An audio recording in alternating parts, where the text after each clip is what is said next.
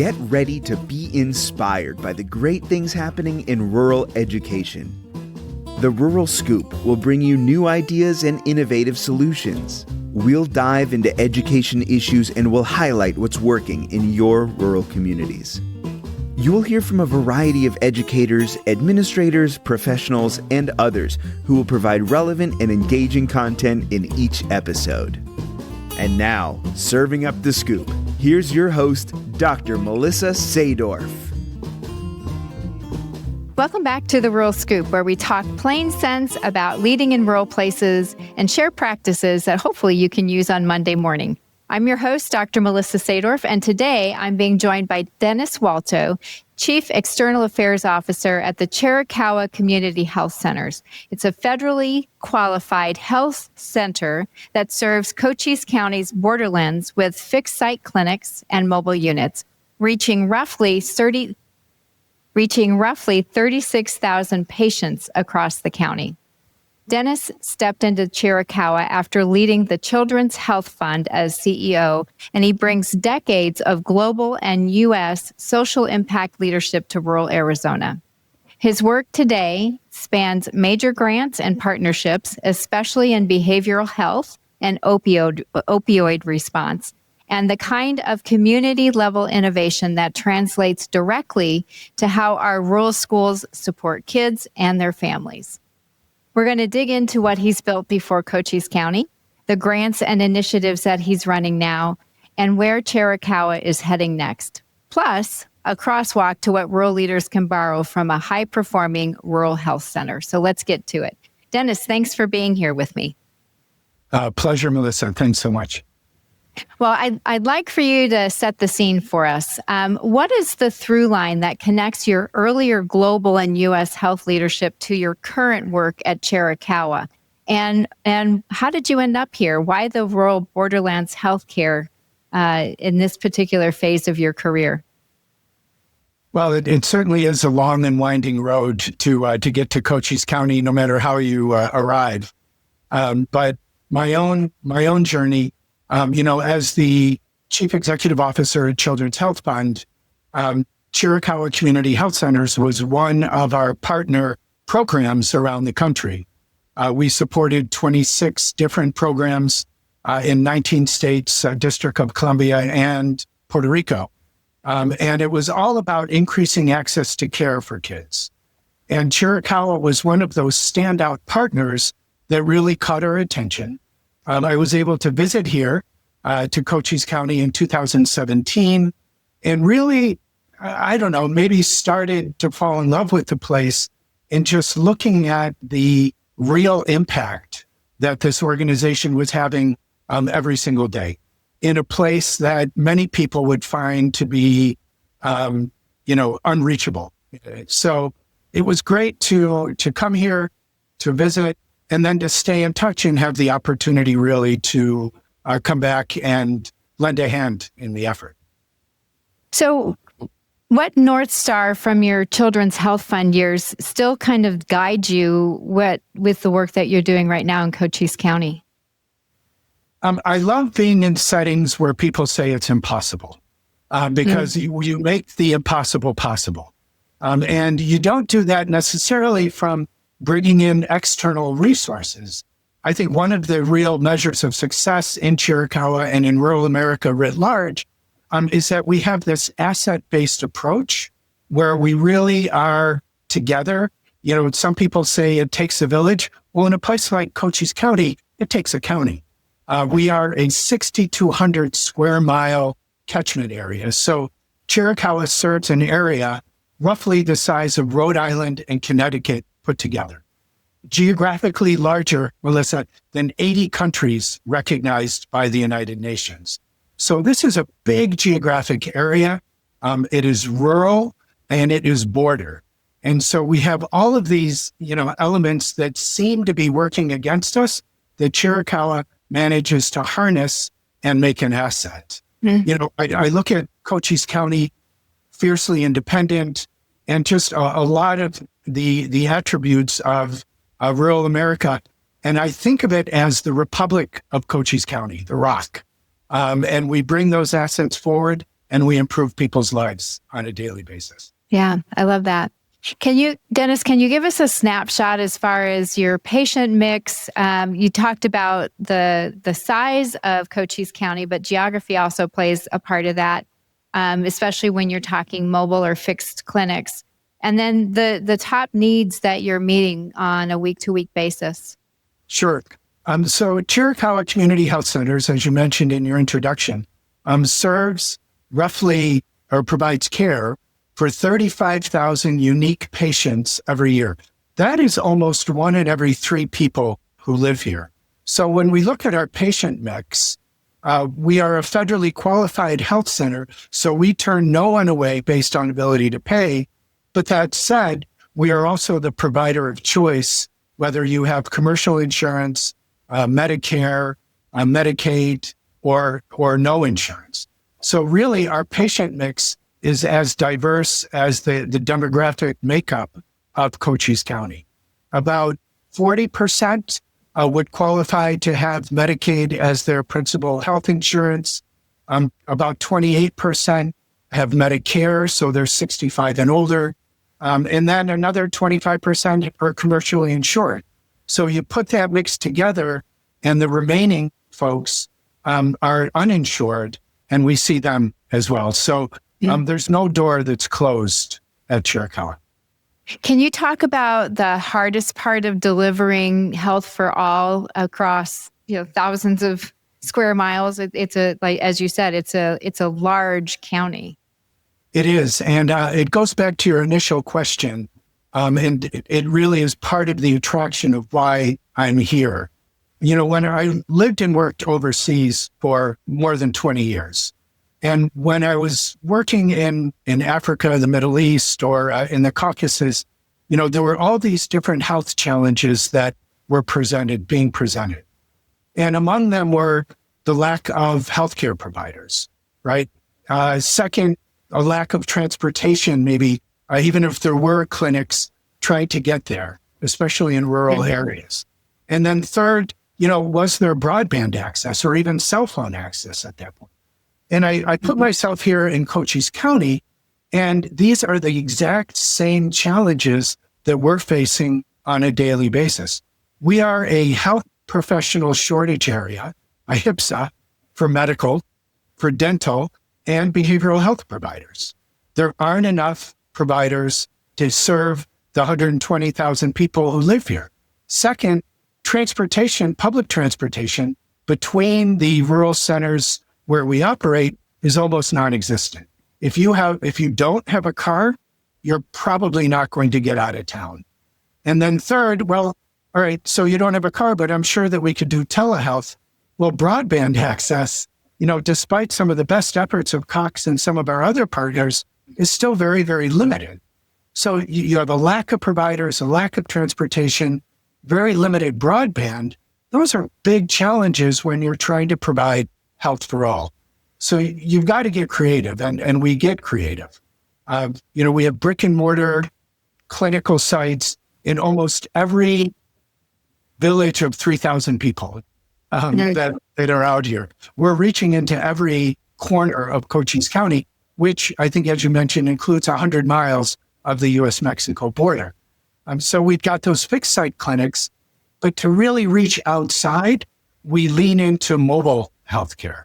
So we will bring a doctor's office on wheels into an even smaller community, a farm field, a school, to make sure that access to care is not an impediment to someone seeing a provider. What was a system tweak that you've made since you've been there that really has unlocked access for some of those patients that otherwise wouldn't have been able, outside of maybe providing transportation or maybe going to them? What are some of those things that you've done just to make sure that people can access service? I think one of the most innovative programming areas that we've really leaned into, and that I've personally leaned into, is this integration model. The idea of having a clinic and having someone present, and then making sure that they don't leave with any missed opportunities. And I'll go right to our a dental program that we're running. So we saw years ago, back at the beginning of COVID, when everybody wanted the COVID vaccine, that we made that vaccine available in every setting where we operated, including our dental clinics. The demand started to wane, so it got dropped. But when we were looking at areas of innovation and areas where we could improve, we still had folks coming to the dental clinic, right? Many times, because it's a rural area, they've had to take off work, especially if they're bringing their kids, or, bring their kids and take them out of school. Well, what if we were able to reintegrate vaccines into the dental clinic so that once you do get there, you can avail yourself of other services that you may need? And this really became an incredibly important effort on our part. We integrated vaccines back into our dental clinic, and what we saw was this immediate rise in the flu shots, and very interesting, and this is an incredible insight, we saw the uptake of the HPV vaccine rise by 20% year over year. The conversation between a dentist and a parent, when there's a child present, on the HPV vaccine focused on cancer prevention, not sexual initiation. And suddenly it became very, very desirable. Again, and this is something that has been not only recognized by us as an organization, but the Arizona State Adolescent Health Department is recommending that integration of vaccines into dental clinics be standardized. So Wow. we're scale at a great level. And it's that kind of insight, I think, that really makes the difference here. Yeah. Rural area. When you have people in your clinic, don't let them go without opportuning every service. And Dennis, if I'm not mistaken, didn't you win an award or some recognitions for the programming that you're doing? Yeah, that's a big one. We won statewide. We won something called the TAPI Award, the Arizona Partnership Initiative. But broader than that, we've been recognized internationally. And I presented to the India Ministry of Health earlier this year, talking about integration, talking about making sure that when a patient is present, you reduce missed opportunities by putting other services in.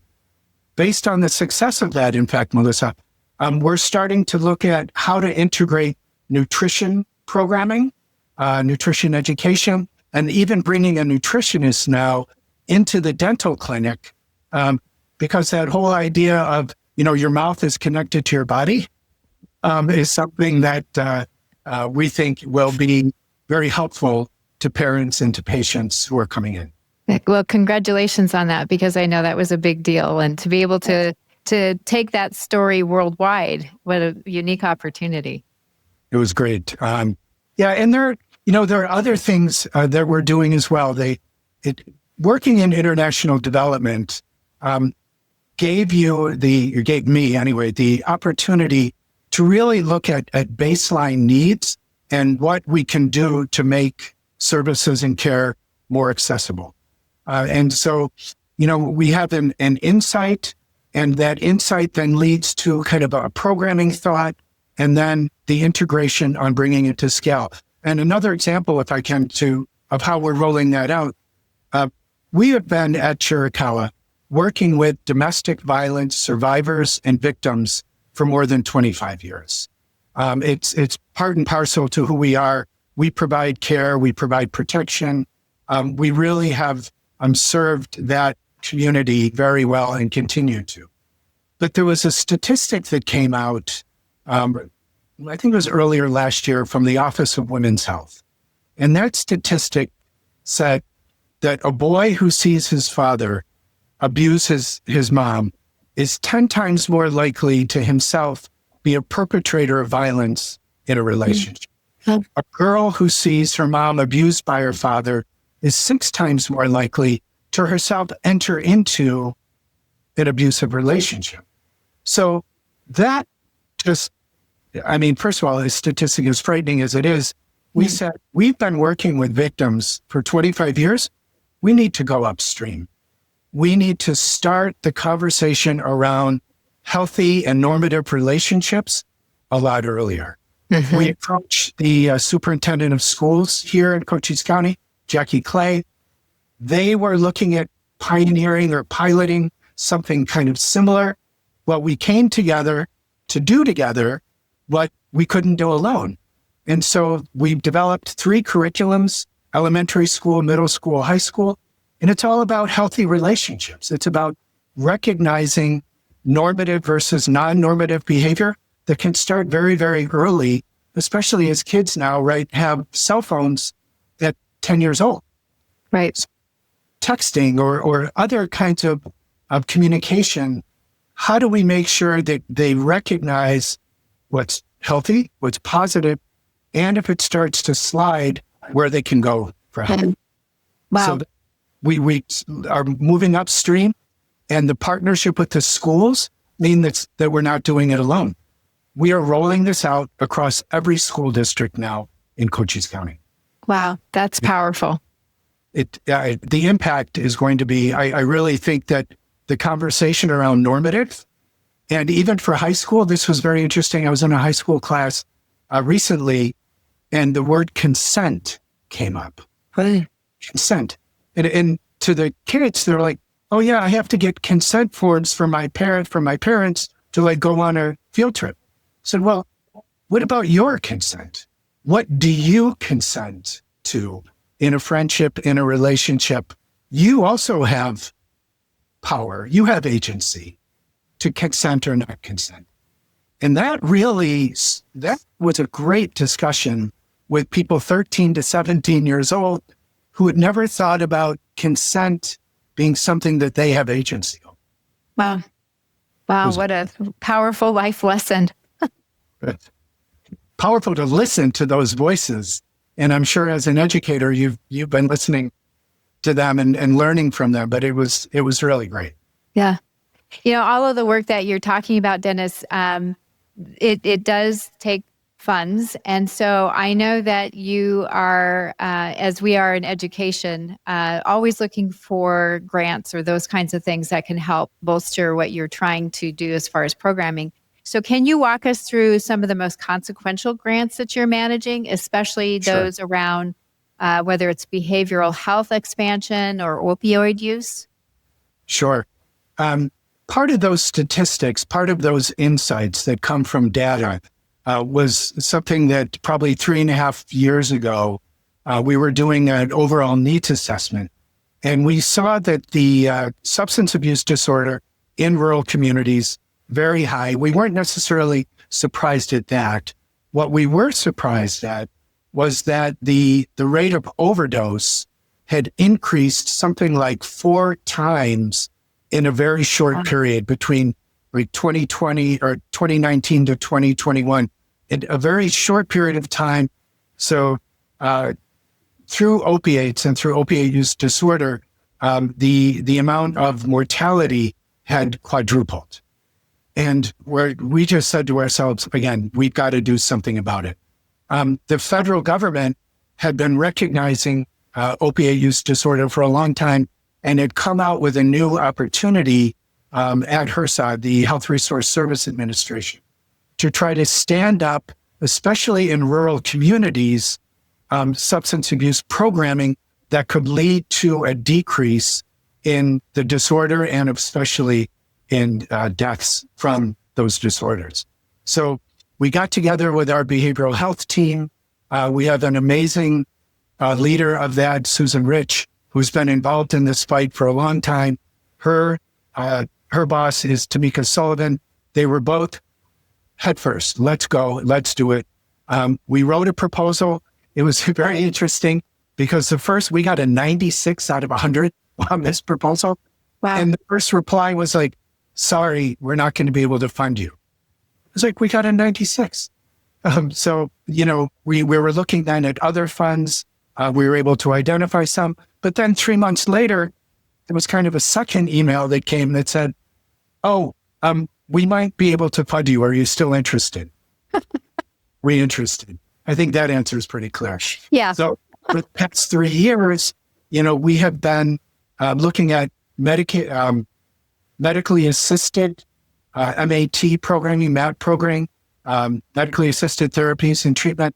And through that, we are out in the fields working with harm reduction partners, and we've seen a decrease already in the amount of opiate-related deaths. So that number has already decreased, and we're seeing it not inconsistently across the country.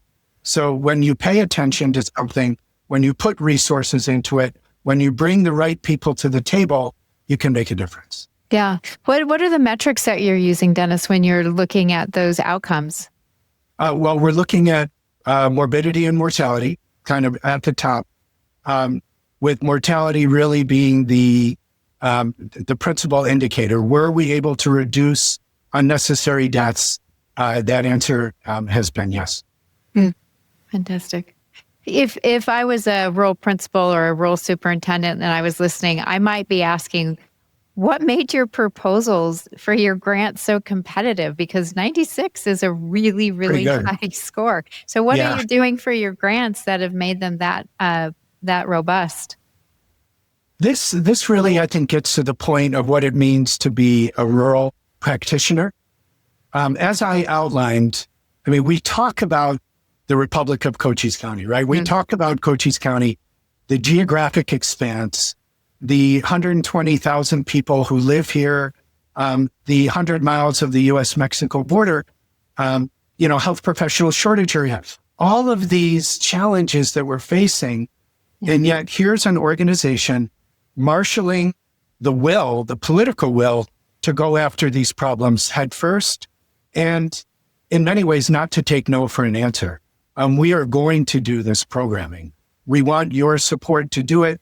We think we have some innovative approaches and leadership that is going to take best practice and create more of that best practice and then share it. It isn't our intention that to sit here in Cochise County and laud ourselves. We want to take those learnings forward, to present them, and we are, Melissa, we are presenting at every National Association of Community Health Center conference. I was in Minneapolis last weekend talking about our programming, in Chicago earlier in the summer, talking about our programming and how we're able to get those resources into this area, which many people, even if you live in Tucson, have never even visited. Yep, you're right. Yep, you're exactly right. We are up to the challenge is basically how we're presenting it in those grants. That's something for grant writers to take note of for sure. Yeah. Nice approach. I'm saying, and there are tools of the trade, right, that we use. So we have purchased a software that we're able to access different grants that are out there. And more, there are family foundations that are really looking to make a niche impact, and rural America is attractive to them. Yes, it is right now. They know that they can have an impact. They can see the impact even with a fairly modest investment. And I'm not a big believer in modest investments. I think that we really sometimes sell ourselves short when we say a little goes a long way. A little, at the end of the day, goes a little way, but we can make that impact at scale easier. Yeah, well said. One of the things, Dennis, that you just mentioned was shortages of staff. And so, and I know that it's a problem with rural health workforce as it is with rural schools. So can you talk a little bit about how you're recruiting and growing and retaining, whether they're clinicians or counselors, and what kinds of partnerships, if any, that you are working with to make those things possible? Well, when you live and work in a health professional shortage area, right, across all disciplines, we really have to lean into a couple of different recruitment strategies. First, we are recruiting from within Cochise County. We want to make sure that anyone who is interested in working here has a job and a role here. We have partnerships with the community college for behavioral health technicians, for dental assistants, for all of those kind of jobs that a community college can prepare you for. There are programs in place, and we are recruiting locally. That said, that is not meeting the demand. And so we go then broader. And in that case, there's a federal program that we tap into called the National Health Service Corps that brings people in on loan replacement, or repayment, sorry. And so we do participate in that program. But what we really try to do, even as people are taking advantage of that, or if they're in a residency program here locally, is lean into mission. We'll say, if you can see the impact of your work every day, there are some providers who really want that experience. That's why they became a doctor. They wanted to be able to see their patients, have time with them, and then, see the impact. Now, the other side of that coin, of course, is that you could be in Safeway and someone comes up and starts asking you about their medical checkup, right? So there's advantages and disadvantages, but we really do try to lean into mission and make sure people know about available programs that could help them repay loans. And, the cost of living here is not Phoenix. It's not Tucson. It's not New York. You can live a good life at the salary that we're able to offer in Cochise County. Mm-hmm. If there's a rural leader that's listening and they're thinking, okay, I also have a pipeline issue, can you talk about things like dual credit or internships or grow your own? You mentioned that you try to grow from within, even though it's not going to fill all positions. But is there one thing that you might recommend that a rural school district leader think about doing, whether their students are planning on going into the healthcare system or not, that might be a way to bolster the work that they're trying to do to grow their own, as well as complement what you're doing with healthcare? Especially in rural communities, and this is an insight that I've been here now 4 years. I think that our partnership with the community college, with Cochise Community College, has been a hidden gem. They have been so adaptable and able to design programs that have kind of a certification end game or outcome, so that, again, behavioral health technicians or nursing assistants or even nursing programs, that they're able to partner with larger universities, but offer it here.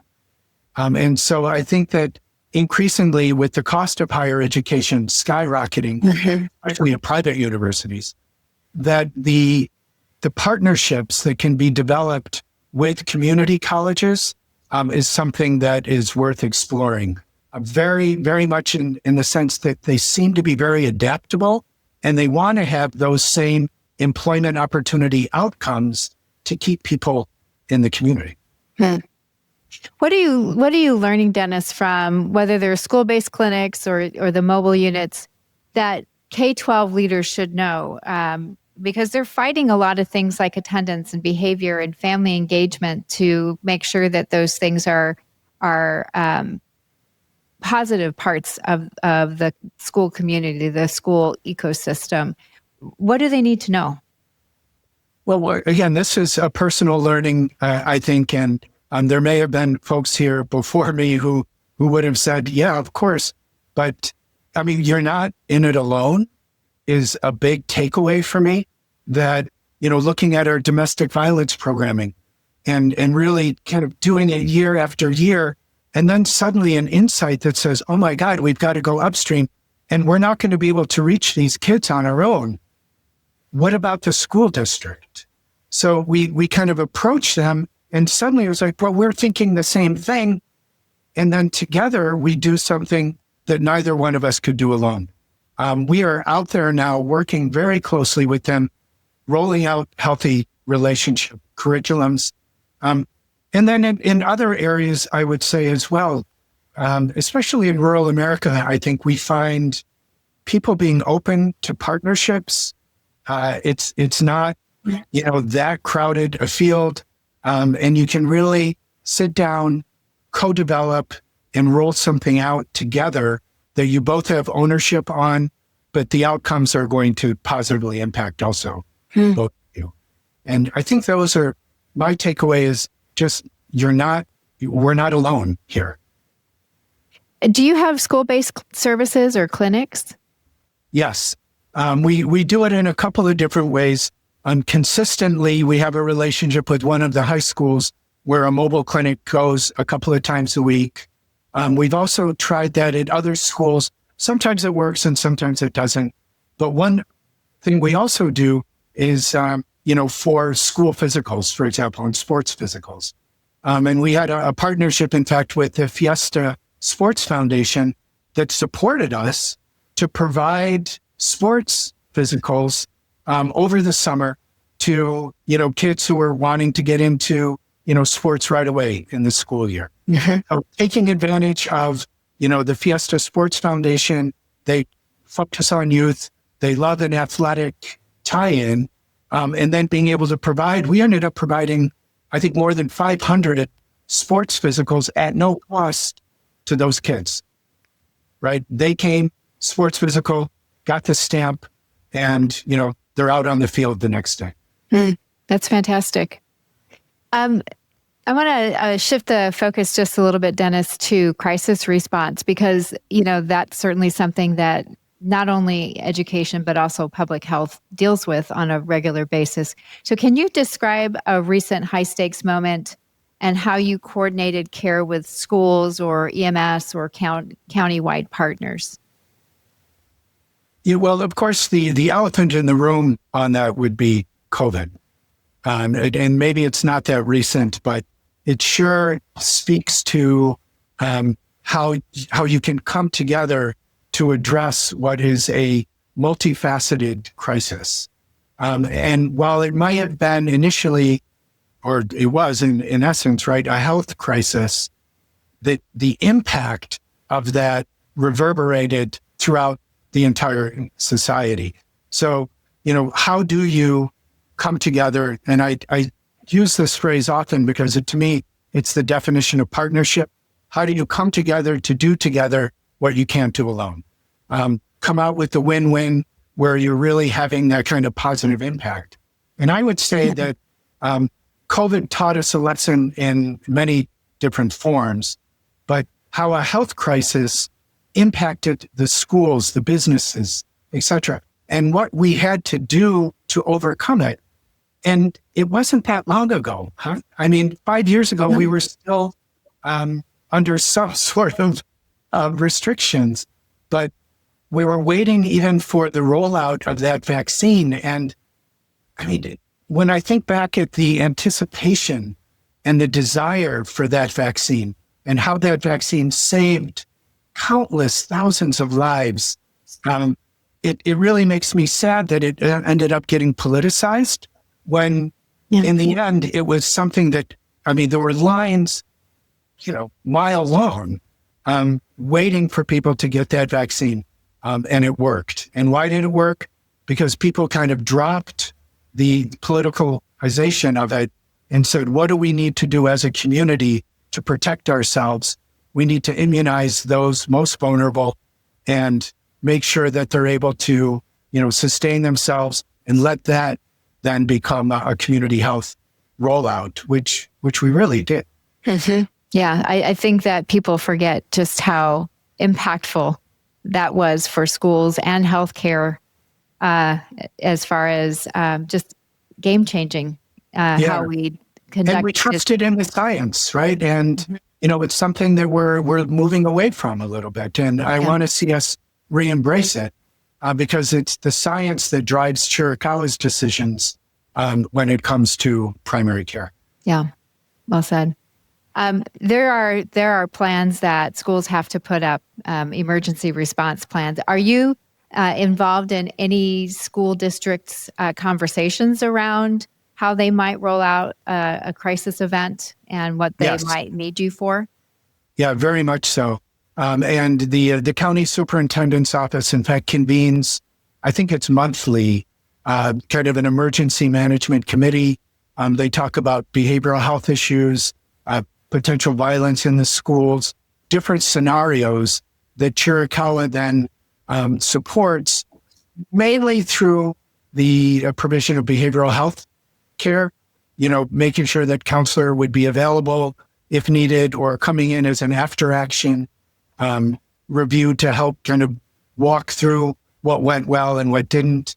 But we really are all behind the county superintendent's office and their leadership on the crisis management. Because it also then, kids become adults. And so the violence that might happen in a school could have started at home and come into the school, or could then be brought into the home. So that's something that we very much participate in and are an active partner. Yeah.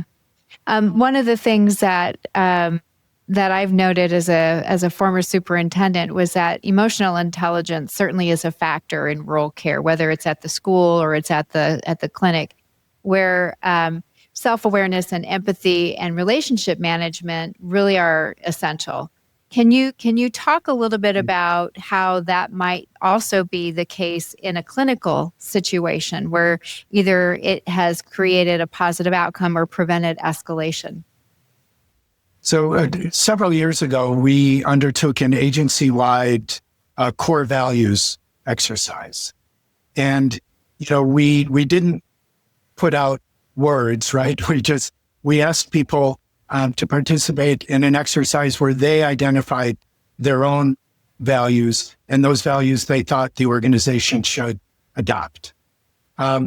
Number one and number two on that list were compassion and empathy, right? It was all about the value of listening and the value of putting yourself in someone else's shoes when they come into the clinic. And this got teased out in some focus groups, because the other values that were expressed were important, but I've got to tell you, 80% or 90% of the respondents had empathy or compassion as their number one.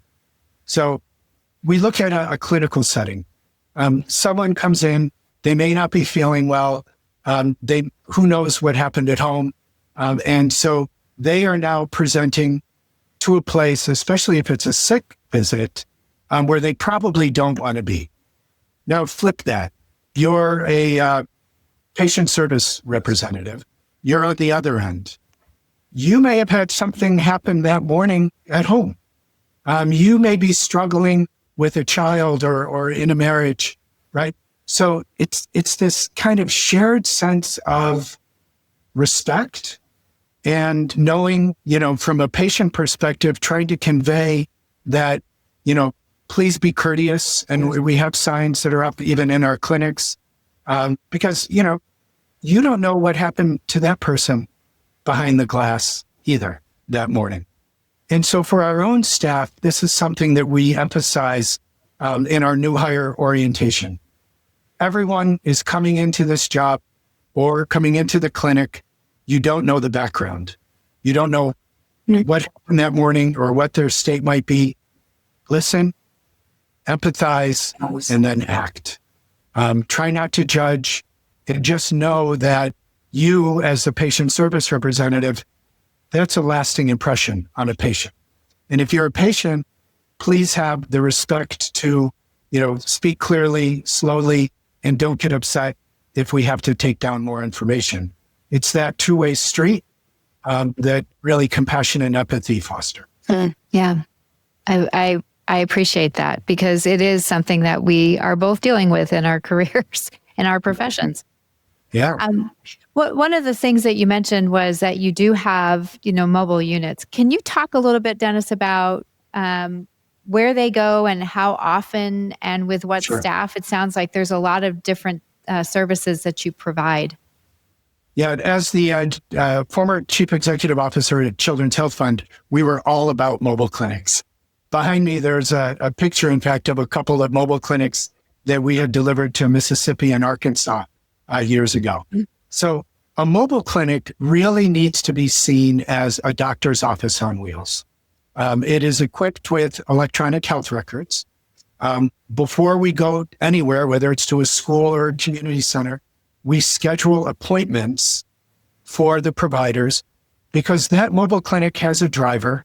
It likely has a nurse, and it has probably someone for medical records, like a PSR or a medical assistant, and a doctor.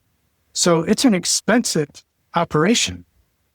We bring it out to schools or to different communities. We try to schedule in advance because we can draw blood there. We have your electronic health record system accessible. And if there is a prescription that ends up being generated as a result of that, we can then look at even delivering that to you later that day or the next day. So the mobile clinic allows us to bring that full clinical capacity to a community to take care of, sick visits and preventive visits. Again, drawing blood, we can provide immunizations there on the spot. It really is, in its ideal sense, a doctor's office on wheels. We try not to use it as like just a screening mechanism or vehicle because it is an expensive operation to run. For those areas across the country that are losing their health facilities, or their hospitals might be closing, or their clinics are not staffed fully, this might be a solution. Have you seen rural communities looking at how to provide medical services to their communities in this kind of way? Yeah, very much. Certainly at Children's Health Fund, when I was there over that period. And I started at Children's Health Fund in 1990. I'm saying how old I am now. But anyway, in 1990, I was the first national program manager. So the whole idea of equipping an RV, if you will, with an electronic health record system, with immunization freezers, with 2 exam rooms, and then being able to use that as a mobile asset into communities that likely could not sustain, and this is your point, a full-time clinic, right? Because the delivery of healthcare is expensive. So this could go to a community once or twice a week. And as long as there was the ability to schedule appointments, you could also do some walk-ins, but it became economically feasible for different health centers to operate mobile clinics. And it's really the same operating standard now, Melissa, that mobile clinics are used principally to go to areas that can't sustain a full-time clinic, but they are equipped with electronic health records, immunization supplies, etc. So we are seeing it. And there are organizations, in fact, Mission Mobile Medical comes to mind, that can help a community or a community health center kind of work through the finances and the operational challenges that operating a mobile clinic would offer. What about evening or weekend access? What kinds of things do you need to be thinking about and trying to offer patients? Access, right? What is access? And so when I think about access to care, right, I think about 3 things. I think you need to have a provider, and the provider available, right? The 3 Ps. You need to have a platform or a location for that. Could be a mobile clinic, could be fixed site, and you need to have a payer at some point. So what kind of insurance or a grant is covering that? Mm-hmm. And so as we look at communities and providing access, we know that people work, right? We're going to have to be open on Saturdays. Well, some people work Saturdays. Well, that means we're going to have to be open on Sundays as well. So we are trying to provide as much care as we can to these communities, but we are open on Saturdays and Sundays, reduced hours. Not every clinic is open every Saturday and Sunday, but it would be more of a general clinic than a pediatric clinic, for example, on a Sunday. So they would have open for any family member and have a provider that could see both kids and adults. We do that, and it's again, it's hard, but it's something that is necessary because of the lives that we all live. One of the things that is just a cornerstone of rural education is community trust. And I know that it's the same thing in the healthcare professions as well. So can you talk a little bit, Dennis, about how you have built trust across languages or immigration concerns, multi-generational families, so that people seek care earlier, or if at all? And, trust is really the foundation. How do you build, how do you earn, how do you sustain that trust? So in our community, all of our providers in certain areas are bilingual. Our entire call center staff is bilingual, so they can English, Spanish themselves. If we have to go outside of those two languages, we have a service that, can offer translation capacity for us. So I think meeting people at that level is important. But beyond that, we have entire teams. We have outreach and enrollment teams who are out in the community. It could be at a mall, could be at a festival, it could be at a community gathering, walking people through the process of applying for health insurance. And when was the last time that you applied for health insurance? It is daunting, right? So we have people, though, that can walk them through from A to Z, whether they're applying for Medicaid or Marketplace or even private insurance. We're able to work with them. We are out in the community at community festivals, at different events, with a table. We're just kind of tabling with cards, English, Spanish, on the services we provide, our hours, hand sanitizer, maybe, things that are going to bring people in, because the whole idea is for us to make that connection and then bring you in for a primary care visit. Because prevention, an ounce of prevention, pound of cure, it's an old adage, but my God, it is so true. Yeah. Let's catch whatever it is early, get it treated, and now, you're back to work rather than you going into an emergency room. Yeah. That, in fact, scenario prompted us just a year ago to open acute care capacity at our clinics. So we got same day walk-in now availability, where before, we didn't have a provider that was dedicated to seeing walk-ins. But now we do, because we want to prevent people from going to the emergency room. It's just, it's too costly, and it's takes a lot of time.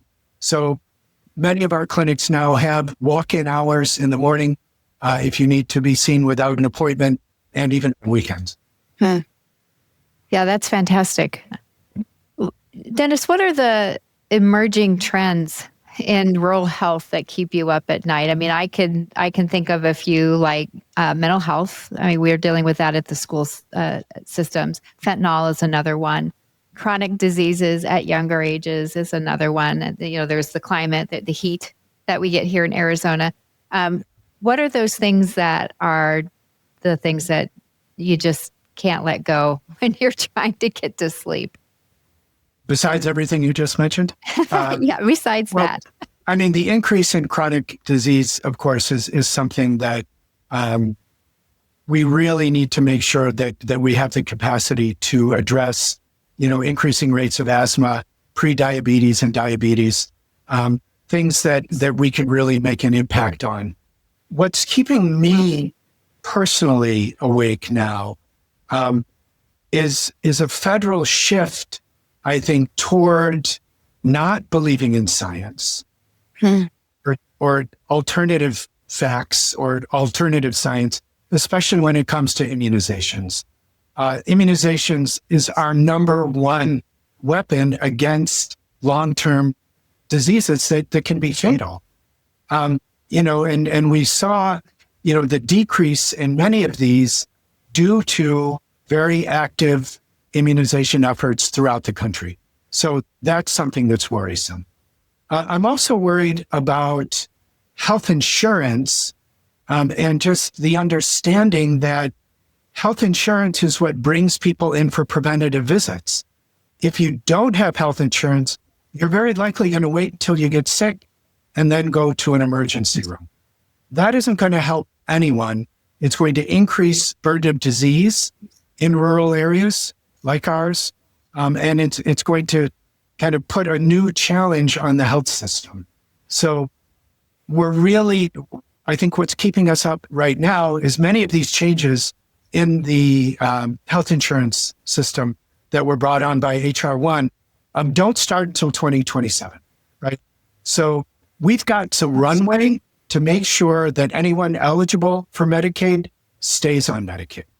If you have to re-enroll, if you're an expanded Medicaid pool every 6 months, we are going to know who you are and we are going to make sure you stay enrolled, right? Because H.R. 1 didn't take services away.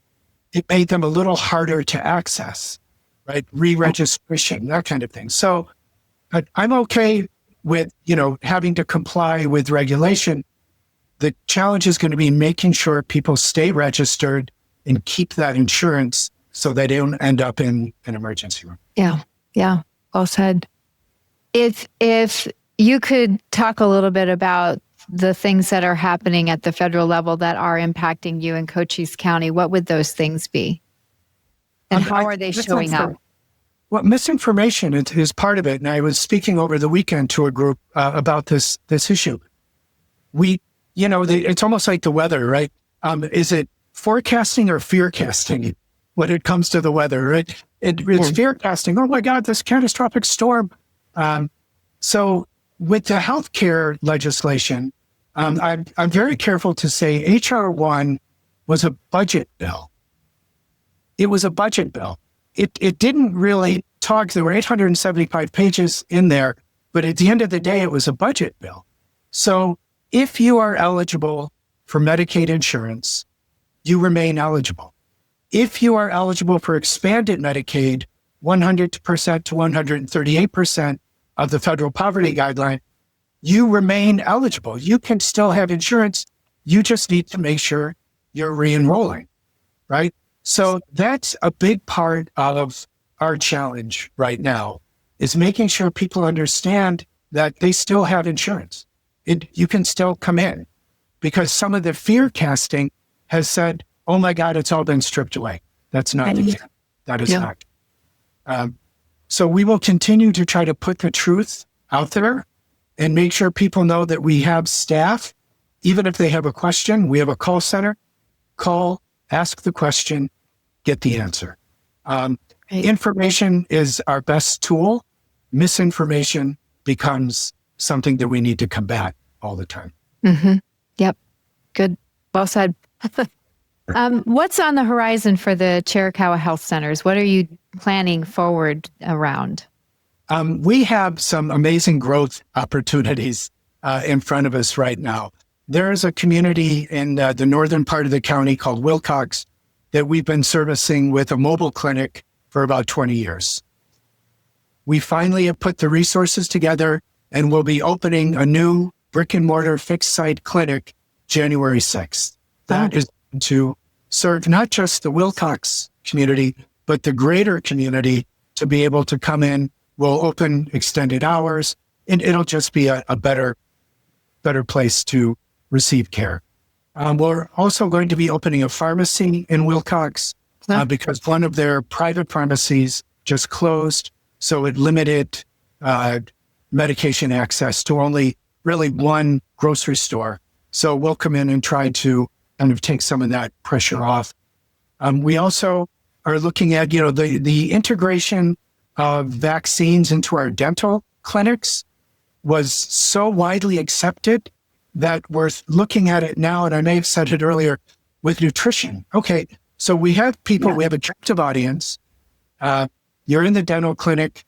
We're now bringing in a nutritionist to start talking to you about eating habits, about, if we can take blood pressure, we can do different things that might be able to then help you with a healthier diet and to reduce some of your risk for other disease, right, through nutrition programming. So we're always looking at ways to be more efficient and ways that we can better serve our patients, while they're kind of in the office, in the clinic. I love that. So Dennis, the question that I always ask my guests is, what does the term rural advantage mean to you? I was looking at this, and I've watched your other podcasts, so I was ready for the question. So rural advantage, when I look at it from a healthcare perspective, and we look at the data says that, living a rural life means living a shorter life. And we are here to combat that. The rural advantage that we have as Chiricahua is that we know the community. We're in the community. We're part of the community. We live here. And this isn't some place that we just come to. So the rural advantage is this being small enough to identify or have the insight, as I mentioned, with our domestic violence programming, innovate. Okay, let's get the curriculum to spread this out, and then integrate it into a larger system that we're going to reach scale much easier. I think that would be much more difficult in an urban setting. The regional advantage or the rural advantage comes from being asset-based and really integrating and working with each other in partnership because we know each other. And these are relationships that can be fostered and built on and really, I think, at the end of the day, serve our rural communities better. The advantage, again, that I see is in the power of partnership and the knowledge of knowing what works and knowing who to go to. Yeah, well, that's a great answer. Thank you for that. Well, Dennis, thank you for the work that you and your team are doing at Chiricahua and for showing us how a rural health system can be really a true partner for schools and for the community at large. And I appreciate your practical access, your strong partnerships, and your steady leadership, because that's exactly what that community in Cochise County needs. So thank you for bringing some information to us and for spending some time with me. We are all about being healthy and ready to learn for kids. It is so crucial, that intersect of health and education. It's been proven time and time again. We'll continue to be that partner.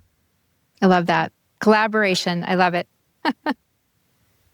Well, friends, if this episode and conversation gave you something useful, please make sure that you like and subscribe to The Rural Scoop.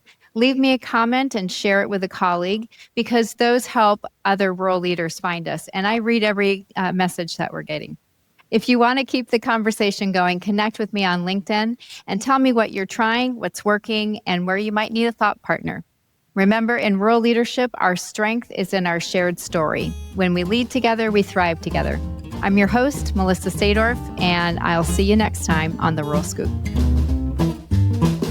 Thanks so much for tuning in to The Rural Scoop. If you enjoyed this episode, be sure to rate, review, and subscribe. Your support helps us keep these important rural conversations going. And we'd love to hear from you, so feel free to leave a comment or share your thoughts. You can follow along and never miss a new release by subscribing on your favorite podcast platform or by following us on social. We're on YouTube at The Rural Scoop, Instagram at msadorf1, and X at msadorf03. The Rural Scoop is produced with support from Vela Educational Consultants. To learn more, visit velaconsultants.com. See you next time for more great discussions about rural education. And as always, keep leaning in to the rural advantage.